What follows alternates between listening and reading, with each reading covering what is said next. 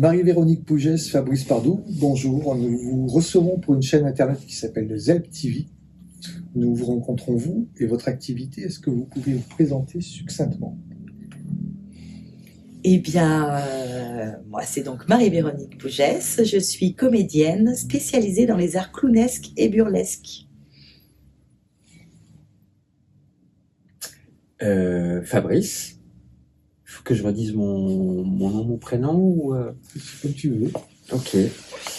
Fabrice, je suis comédien, metteur en scène, voilà, clown. C'est mon métier depuis 35 ans. Voilà. Il en a dit plus que moi. Alors j'ai une question bête pour commencer. Ça sert à quoi un clown?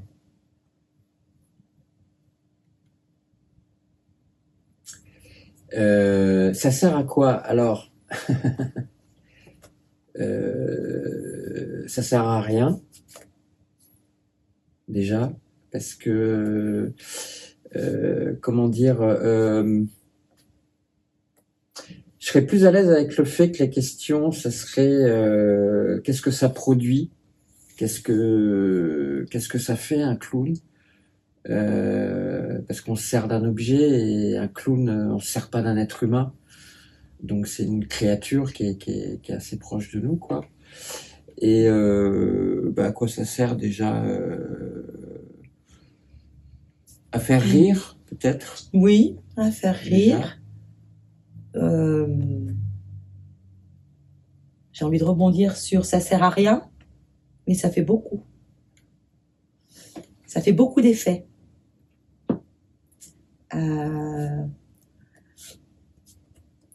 Pour celui qui laisse son clown venir, ça libère beaucoup de choses pour la personne. Je dirais que pour le public, ça lui permet d'éprouver librement ses émotions, de vivre librement ses émotions. Je suis d'accord. Donc il permet d'ouvrir les émotions, de regarder le monde avec les émotions. C'est ça que vous voulez dire? Oui, de provoquer, en tout cas, d'être dans un contact. L'idée du clown, c'est de rentrer en contact direct avec le public.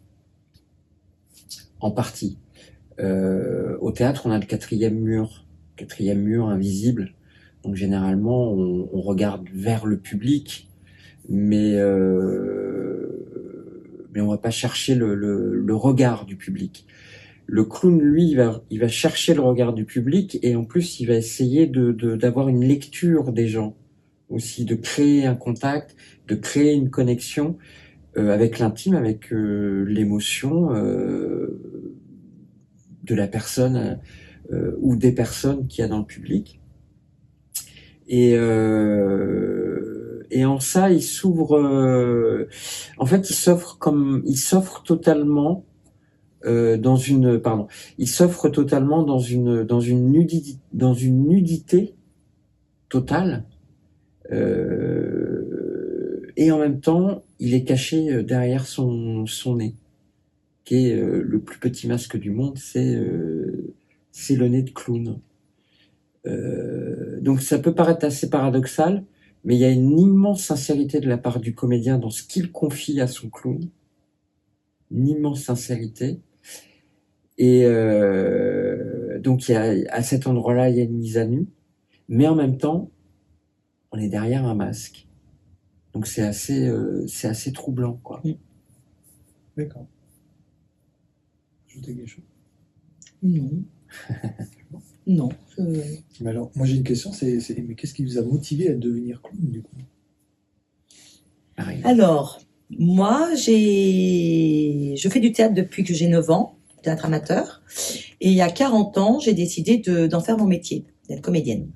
Donc j'ai repris, je suis rentrée dans une école, enfin j'ai passé des concours, et j'ai fait la formation réservée à l'acteur comique, à la Seine-sur-Saône, le Croiseur à Lyon. Et c'est là que j'ai découvert le clown. Et je ne pensais pas du tout faire du clown.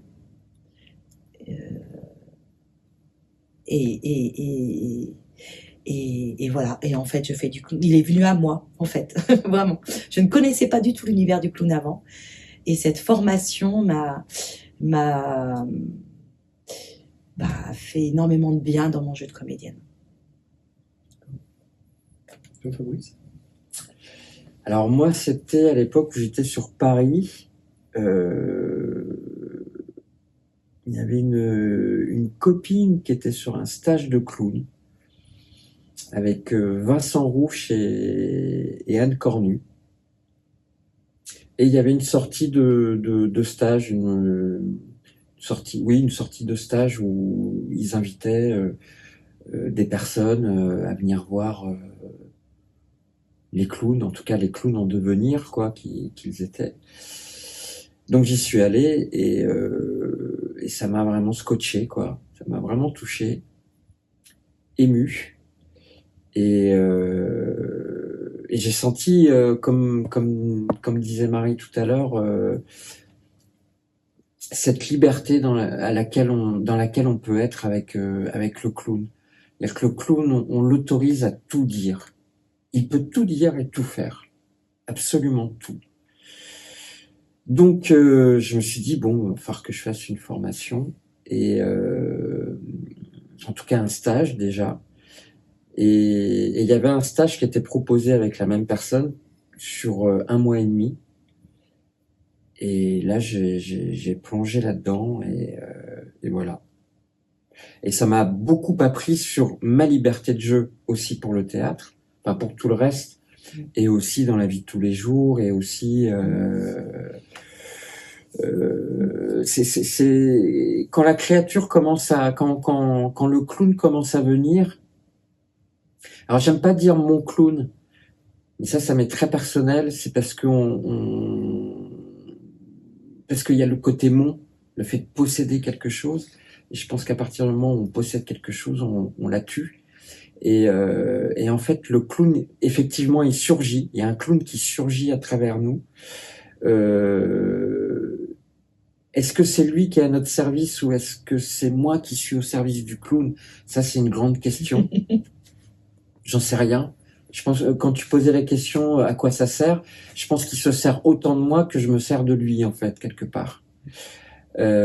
Pour dire des choses, pour laisser des émotions surgir, pour pouvoir aussi exprimer une anxiété, un stress, une joie, tout est possible quoi. Quelque chose qui nous a beaucoup touché aussi. Le clown, il a cette capacité-là. Oui, hein. Oui, parce que le clown est dans l'instant présent et dans la sincérité. Il apporte, en tout cas pour le jeu de comédien, il apporte ça, cette sincérité du jeu, d'interprétation en dehors du clown, quoi. C'est ce qu'il apporte en tout cas sur le jeu du comédien, c'est d'être dans l'instant présent et d'être dans la sincérité du personnage qu'il va jouer. Parce que le clown, s'il n'y a pas de sincérité de jeu, s'il n'y a pas d'instant présent, ça marche pas. Il y a une belle phrase qu'une fois Lol Doris m'a dit par rapport au clown que j'ai adoré. Le clown, c'est le meilleur du pitre et dans le pitre, c'est le meilleur. Ah oui. Et ça, c'est magnifique. C'est magnifique. Le jour où il m'a sorti ça, je suis ah ouais. Et c'est ça. Et il y a une autre phrase que j'ai trouvée un jour, que j'ai trouvée très forte et très juste par rapport au clown. C'est une créature. En tout cas, le clown, il est condamné à être drôle. Et dans la même phrase, il y a condamné à être drôle. Et il y a vraiment de ça, c'est-à-dire que on est très sensible quand on fait du clown, on expose notre sensibilité, on joue avec cette sensibilité. Et je pense que la plupart des gens qui pratiquent le clown que j'ai pu rencontrer, c'est des gens qui sont très très poreux aussi à ce qui se passe autour de nous sociétalement, culturellement, dans le monde. Ça nous touche, hein, des fois ça nous arrache les tripes, ce qui se passe dans le monde. Et c'est un endroit où on peut le confier au clown et le partager avec le monde. Ce que faisait très bien Charlie Chaplin dans ses films. Quand il a fait Le Dictateur, quand il a fait comment s'appelle ce film avec les machines, les engrenages là, je me souviens plus, mais il dénonce des choses dedans. Et le clown, il a cette force-là. On peut l'utiliser pour ah, ça fait du bien là. J'ai pu en balancer 2-3 quoi. Ouais. Ok, merci. Fabrice, je sais par source sûre que tu animes un laboratoire de clown sur Pacte. Ouais. Qu'est-ce qu'on entend par laboratoire? Et quel public ça peut s'adresser? Alors, le laboratoire, il est né il y a quand je vivais sur Arles, donc il y a un petit moment, il y a eu un premier laboratoire qui a existé là-bas, qui a duré 4 ans. Et pour moi, personnellement, c'est que j'avais envie de transmettre le clown. Et comme je suis assez autodidacte, je me suis dit, ok, très bien, mais tu fais comment? Comment tu le transmets, ce clown? Par quel biais tu vas passer pour permettre aux gens de visiter les émotions, sa sensibilité, de découvrir leur clown. Et donc, je me suis dit, bon, en fait, il va falloir que tu crées un laboratoire, que tu invites des personnes, et toi, tu vas te mettre aussi dans dans une position de recherche, tout comme les gens. Donc, le laboratoire, il est né d'un besoin que j'avais, moi, personnellement, pour tester des choses. Soit des exercices que j'avais déjà traversés, mais c'est pas parce que tu traverses un exercice une fois que tu le maîtrises. Donc j'ai pratiqué des exercices que j'avais déjà traversés avec les gens, et à un moment donné, je me disais, ah oui, ah, d'accord. Donc cet exercice, il est là pour ça. Donc de trouver du sens dans les choses, et moi aussi de créer des jeux. Donc ça s'adresse à qui? Alors le laboratoire de clown, c'est vraiment très spécifique. C'est pas un atelier, c'est pas payant. Donc comme c'est pas payant, j'invite pas tout le monde. Donc ça se passe sur invitation. Donc j'invite des personnes où je sens un feeling, parce qu'un atelier, comme je suis payé, je vais accueillir tout le monde. Donc tout le monde paye, donc je suis là pour tout le monde. Et dans un laboratoire, il y a des endroits où j'ai pas trop envie de me confronter à certaines choses. Donc j'ai envie de me sentir bien avec les gens, et j'ai envie que les gens se sentent bien avec moi. Et à un moment donné, s'ils sentent que le feeling passe pas, c'est que ça passe pas, et c'est tout, quoi. Donc on se dit au revoir, voilà, et puis voilà. Oui, et puis est-ce que j'ai répondu à la question? Oui, tout à fait. Des gens, en fait, ça s'adresse à des gens qui ont envie de s'inscrire dans une démarche de recherche. Voilà. Il n'y a pas de production. L'objectif, c'est pas du tout la production, c'est vraiment la recherche pure. Voilà. Oui, et puis j'ai envie de dire aussi que comme ces personnes-là sont aussi dans une recherche, voilà, personnellement, effectivement, cette invitation, c'est pas faire du théâtre, c'est pas faire un atelier, c'est pas apprendre telle ou telle chose, c'est se chercher, c'est se découvrir. Donc c'est un peu de l'intimité aussi. C'est comme voilà, travailler le clown, c'est un endroit fragile aussi. On se met à nu. Tout à fait. Donc il faut être quand même dans un espace. Bon, je dis pas par rapport aux comédiens. Il y a des comédiens qui, voilà, il y a plein de formations de clown, mais quand on décide d'aller le chercher, ouais, il y a quand même se mettre à nu. Donc c'est une petite bulle. Ouais, il faut de la bienveillance. Après, pas de complaisance, mais de la bienveillance, quoi. Parce que se complaire, c'est à un moment donné, ah, c'est super, c'est génial, et on n'avance pas, quoi. Donc, beaucoup de bienveillance, et puis, les uns envers les autres, C'est-à-dire qu'on peut tous traverser une difficulté dans une recherche, dans un moment quand on apprend le métier de comédien, on n'arrête pas de l'apprendre, ce métier de comédien. Comme on n'arrête pas d'apprendre avec son clown. Ça dure toute une vie. Et l'accompagnement, comment dire, il y a toujours cette dimension où moi, par exemple, je vais pousser à certains endroits avec une personne sur l'émotionnel, mais elle a toute la liberté de me dire stop, là, je suis pas prêt à aller jusque là. Et ça, c'est important dans ce rapport pédagogique, mais même dans un atelier, aussi d'être à l'écoute de ça. Et par rapport à ça, c'est une volonté que j'ai, parce que j'ai rencontré aussi des metteurs en scène qui peuvent être très dictatoriales, par exemple, ou des pédagogues qui s'en foutent un petit peu de l'humain et qui t'emmènent dans des endroits et qui s'intéressent pas. Ok, la personne, elle est prête à y aller ou pas? Ouais. On en entend parler, des choses. Il y a des histoires autour de ça qui existent, dont on entend parler aujourd'hui. Et moi, j'étais un petit peu révolté par rapport à ça, dans le fait de l'avoir subi à un moment donné. Et ça m'a montré ce qu'il n'y avait pas à faire, en tout cas. Et par contre, voilà, on peut pousser. Je pousse un petit peu, et puis la personne, si à un moment donné c'est trop, dit stop, là c'est trop. Ok. Après, on pose des questions. C'est trop pourquoi? Qu'est-ce qui se passe à l'intérieur? Voilà. Sans basculer dans la thérapie non plus. On n'est pas des thérapeutes. C'est thérapeutique pour chacun, ça c'est clair et net. Oui. Mais moi, j'ai pas les outils pour en faire une thérapie. Voilà. Ils sont nombreux au laboratoire que tu es né? Alors il y a Marie D'accord. dedans, voilà. On arrive à, quand tout le monde est là, on arrive à 9 personnes. 10, on va arriver à 10. Non professionnels du métier. Non, pas forcément, c'est tout confondu. Confondu. Alors, c'est ça qui m'intéressait aussi. Il y a autant de personnes qui pratiquent déjà le clown depuis un petit moment, qui connaissent très bien cet espace-là, comme Marie par exemple. Il y en a qui viennent de nous rejoindre, qui ont un mois et demi. Il y en a il y avait déjà eu un premier épisode du laboratoire qui a duré 1 an, à peu près, enfin presque 1 an.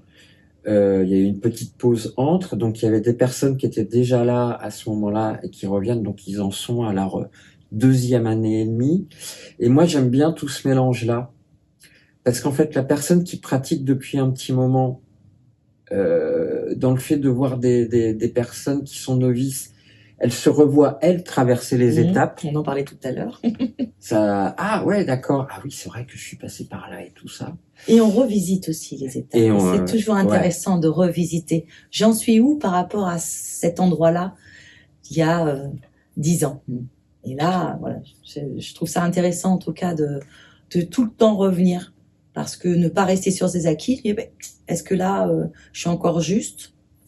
Donc ça, c'est bien. Ouais. Et puis, les personnes qui sont novices, quand elles voient une personne qui pratique depuis un petit moment, elles disent « Ah oui, c'est là qu'on arrive, quoi, à un moment donné, quoi. C'est là où on va arriver, quoi. » Mais c'est une expérience, moi je suis très très touché, je suis plein vraiment je remercie beaucoup toutes les personnes qui y sont, parce que je vis un moment incroyable pédagogiquement déjà, humainement aussi également. Et ça me fait cogiter, créer, ça me fait me remettre en question. Et en fait, ce laboratoire, oui, je guide les choses, mais petit à petit, en fait, vraiment, il appartient au groupe. C'est-à-dire que chacun peut faire aussi des retours par rapport à ce qu'il ressent des choses. Après, j'ai une vision, il y a un endroit où pour moi le clown, il est, pour moi, et il y a un endroit où il est pas. Il y a un endroit qui m'intéresse pas il y a différentes pratiques de clown, il y a des pratiques qui m'intéressent pas, moi, personnellement. Voilà.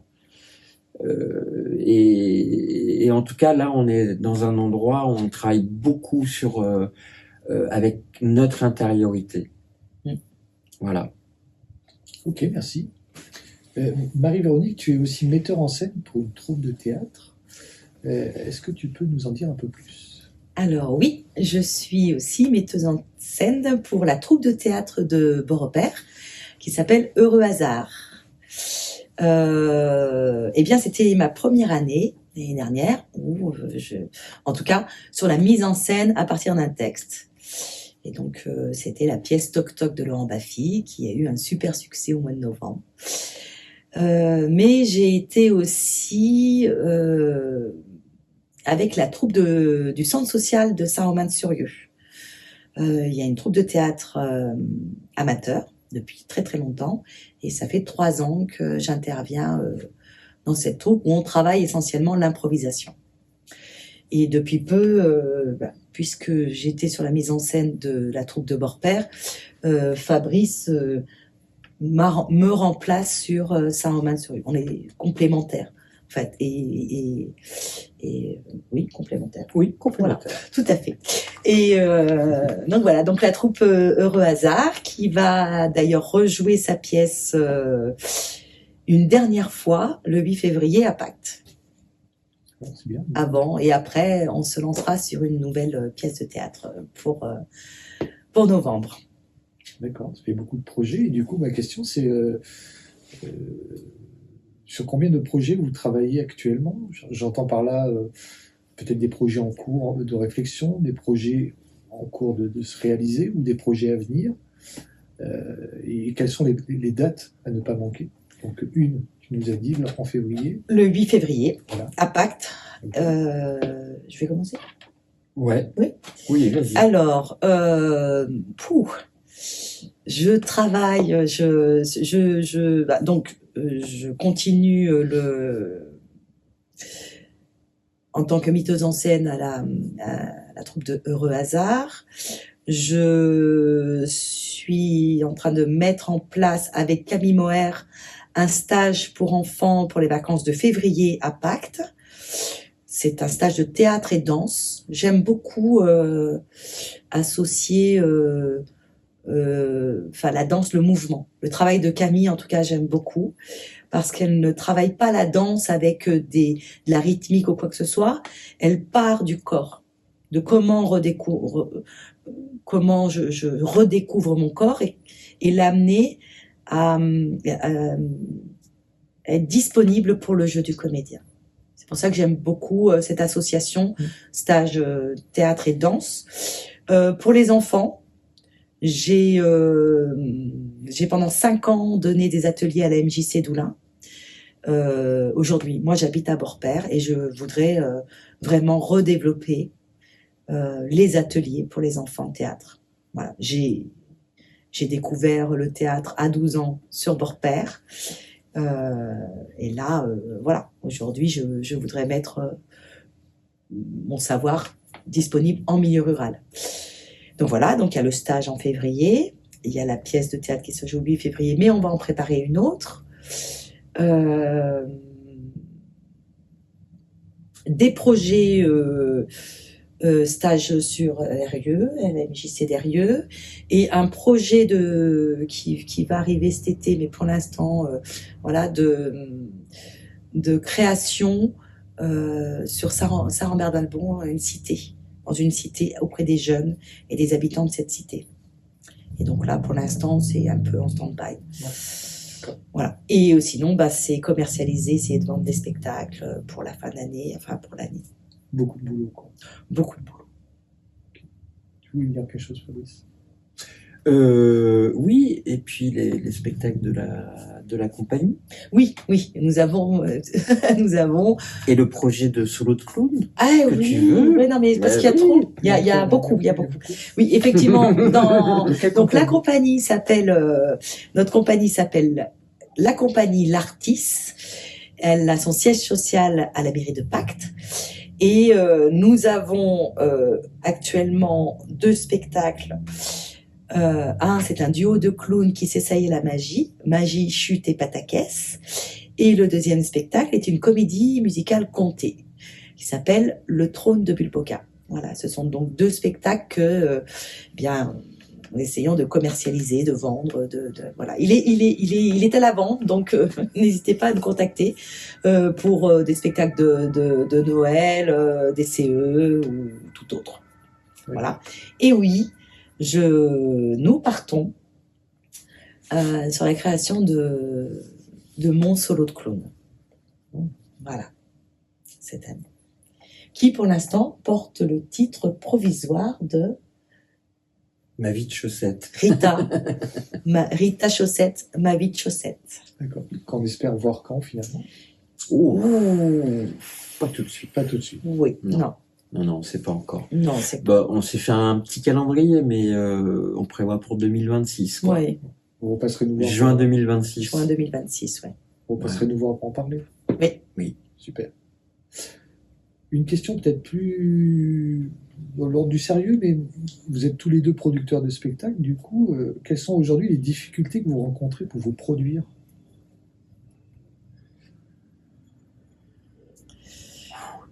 Alors, Bah, les difficultés,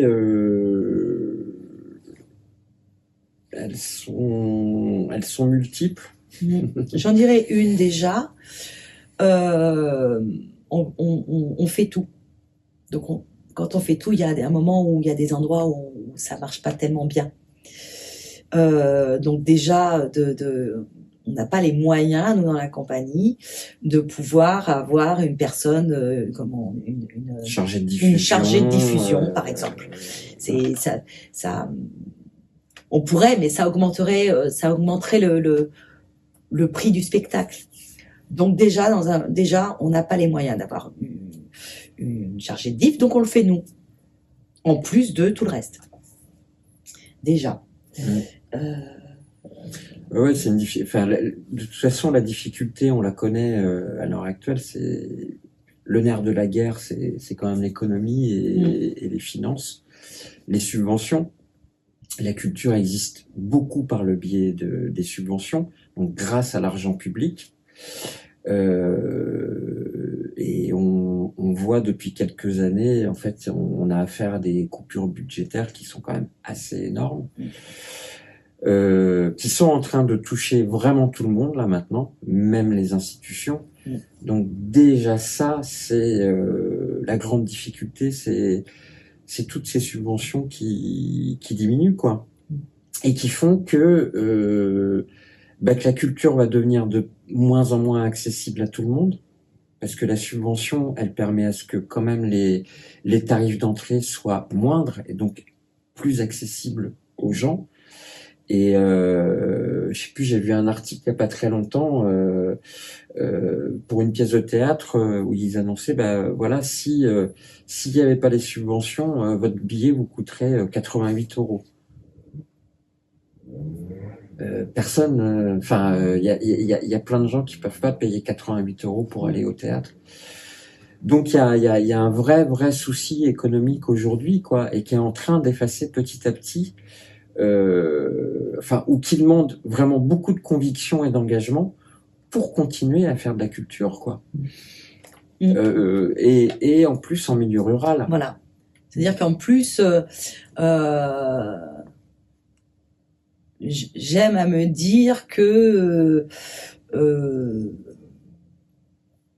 je joue sur mon territoire, dans mon territoire.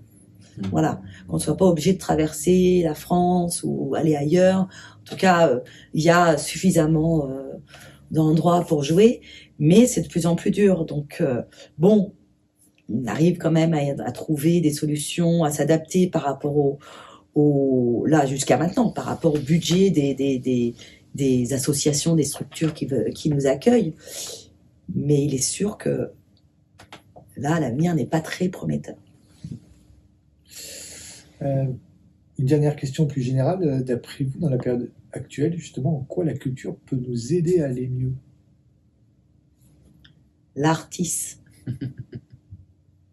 L'artiste des liens nous fait nous rencontrer, nous fait réfléchir, nous fait rêver, nous fait nous questionner, nous fait nous rencontrer quand on va voir un spectacle, échanger nos idées.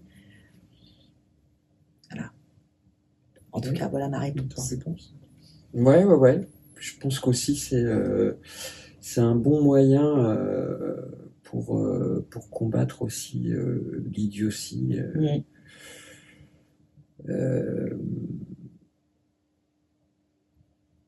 Ouais, il y a ça aussi, quoi. Il y a, comme dirait Geneviève Baudot, par rapport au nom de la compagnie L'Artis. L'Artis te hisse aussi vers le haut. Aussi. Voilà. Peut-être pour avoir une meilleure vision de l'ensemble. Prendre de la hauteur. Prendre de la hauteur. Oui, se rencontrer, échanger des points de vue, pas être d'accord, créer quelque chose ensemble. Enfin, c'est profondément, enfin pour moi à la base, c'est profondément humain, quoi. Et puis moi, je suis issu du théâtre amateur aussi, donc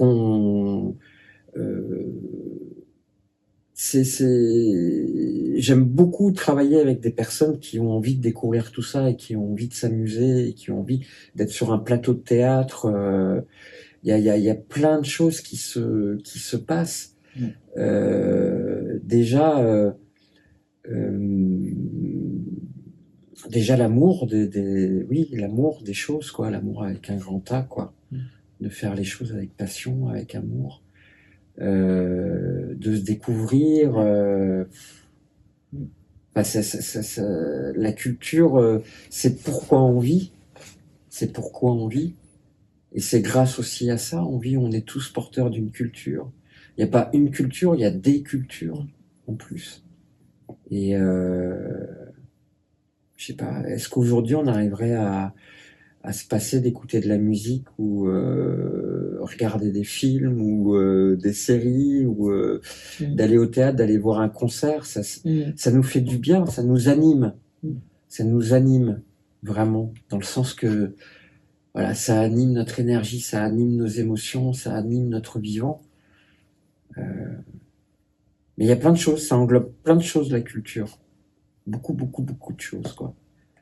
La cuisine, c'est de la culture aussi, quoi, par exemple. Il n'y a pas que le théâtre, il n'y a pas que la danse, il y a plein de choses qui est de la culture, quoi. Merci.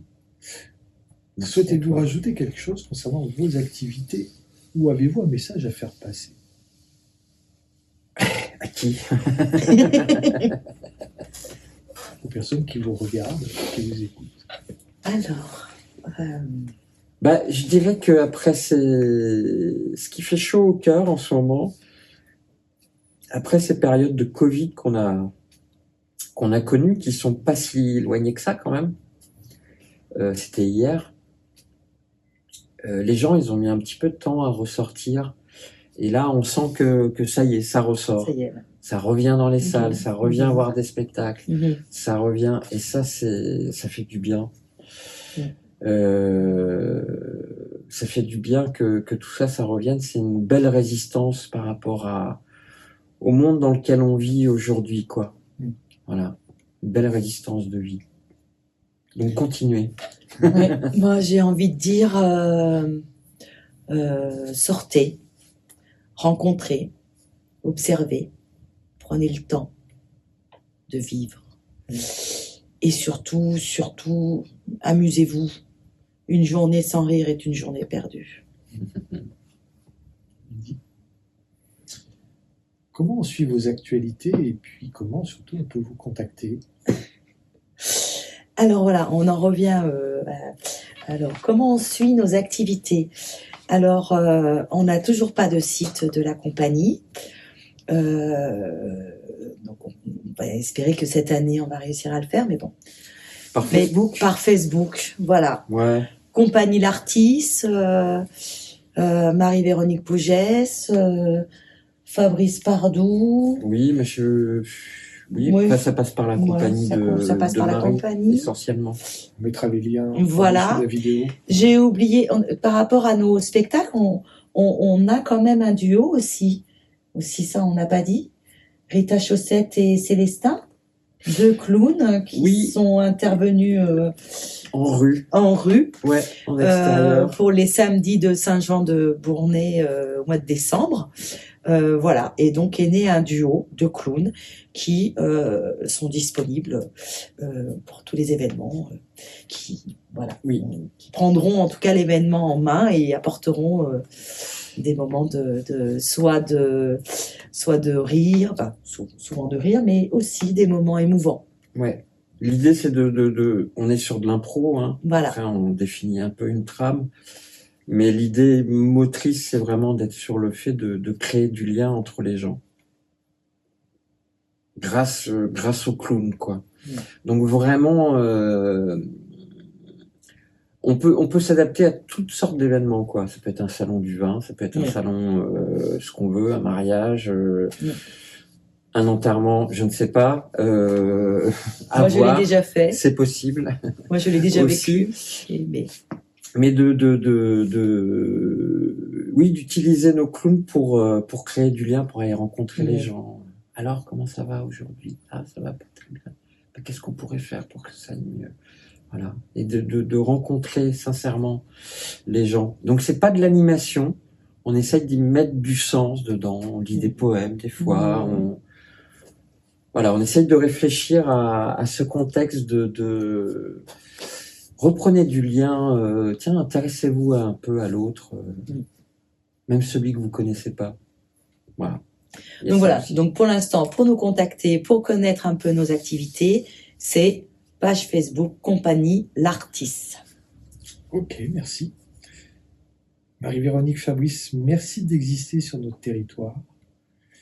Merci pour cette interview ZELP TV. Est-ce que vous avez un dernier mot pour la communauté ZELP?